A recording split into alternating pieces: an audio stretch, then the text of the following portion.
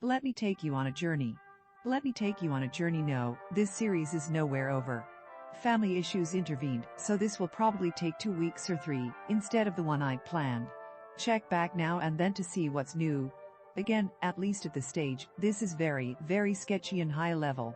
I will use stupid examples, if I think those are the ones people know. I'll probably go into deeper explanations later, depending on the issues raised by comments, etc. For now, let's go on a high-level tour of the hero's journey. I recommend if you haven't read Campbell that you do so. To begin with, let me tell you that there are people who think you shouldn't plot the novel in advance, because it will rob it of spontaneity. This is roughly the equivalent of telling you that you should always drive off-road, or you'll never go any place new. While the roads have been laid out for years or centuries, their sudden turns and the exits no one ever takes can take you and your readers places they've never seen before. There was a time people were enamored of formless plotting. Because I'm an evil BTCH, just ask the mini onions. I've always sort of assumed that people who use a very innovative form do so because they have no new content to pour into it. I'm not talking here of things like inventing the novel format or even the type of play that Shakespeare or, arguably, Kit Marlowe created, which was a new format relative to what came before. In both of those cases, the created thing, though different from what came before, was the next logical step for it, and if we sit down over a cup of something at a con, I can make a credible case for the evolution of form being the result of a technical revolution. The ability to print cheaply for the novel, for X, combined with a more widespread literacy than ever before. No, the variations of form I'm talking about are the ones where plotless was in. For my very favorite, a novel I was forced to read in college. And I use the term novel loosely, where, having got rid of the concept of plot and of unity of action, and of everything else, it got rid of time. I.e., nothing happens, because the novel is set in one static movement. No, I am not joking. This sort of thing might be considered a triumph of will, or of the literary imagination. If your goal is to have literature professors swoon over you, and to be the celebrated darling of the sort of literary society where your work is known only by 12 people with graduate degrees, then that is the path for you. Go forth and have fun. However, this sort of thing is not a path to commercial success. And at least for me, commercial success is far more than the ability to make money, keep cats and kids fed, and a roof over my head. Though I'm very fond of the roof over my head. The thing is, no matter how many fan letters you get, or from whom, ultimately the only thing you can be sure of is that people are buying your books. Or not. If they're buying your books, they're spending money they could have spent on beer, wine, or frilly underwear. They forego something to read your story. And that makes it the most important thing, at least for me. The second thing is to define a plot. In my years of writing and mentoring, I've only come across one person who could genuinely be said not to have a clue what a plot was, and who defined novel and short story by length. However, for all I know, there are whole bevies of people like that out there. So, to begin with, a plot is a unit of action. Something happens, and it's centered around something: character development, world change, whatever, so that it's a cogent whole together, and has a satisfying end which can be derived, though not guessed, from the beginning. In a short story or a movie, the plot can center around a single incident, or a single character change.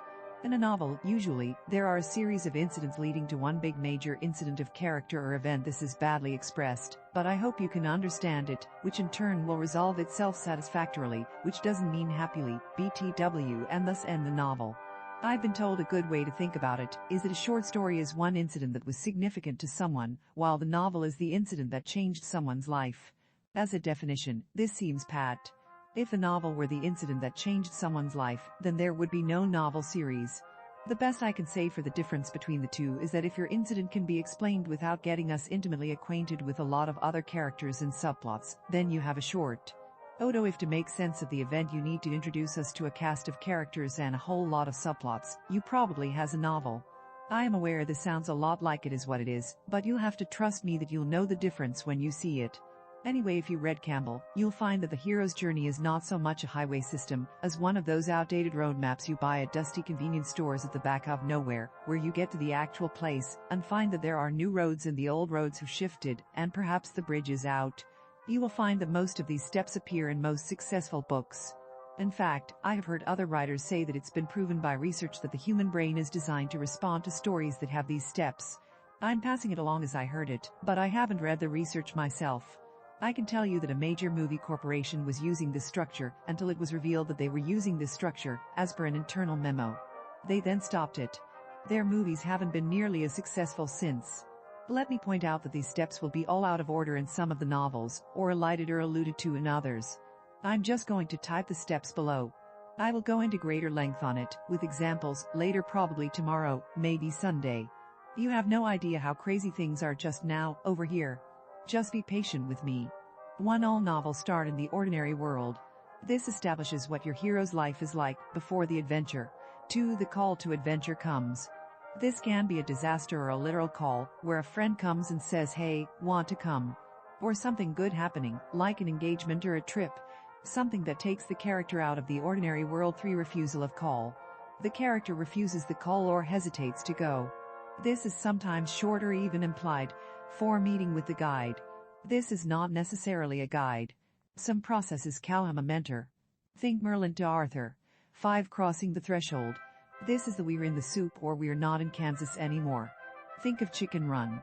Put your heads between your knees, you get the point. 6. Tests, allies, enemies. This varies with what the novel is, but think of the fairy tale. The character meets with 3 people. Each of them gives him or her something that can be used on the journey. You get the point. 7. Approach to the innermost cave. Your character can literally go to the castle of the ogre, or whatever. In the case of a novel I'm now writing, this ogre is internal and facing it is the entrance to the innermost cave. My novels tend to be like this, so I tend to call this the mirror moment. 8. The test. This is the greatest battle. The biggest love trial. Whatever. This is where your character is put through the white-hot furnace and melts or not. What the trial is has been said since the beginning: the meeting with the villain, the crossing of the perilous chasm.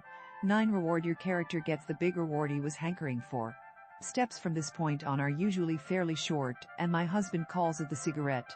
Many authors, particularly in mystery, ignore this, but books that don't have them feel incomplete. 10. Refusal of the return. The character isn't ready to go back to the ordinary world. 11. Rescue from within. Character calls on inner resources to adapt to changed situation. 12. Return. 13. Resurrection, real or imagined, i.e., your character might literally come back to life, or wake up or something.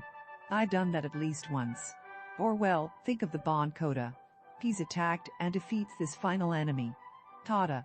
14. Freedom to live in the real world. Again, this is very sketchy, and there will be more to come. If you have time and it would amuse you, go over your favorite book and identify the steps. If you like this content and want to support this channel, the blog, and Sarah's continued writing, please like and subscribe.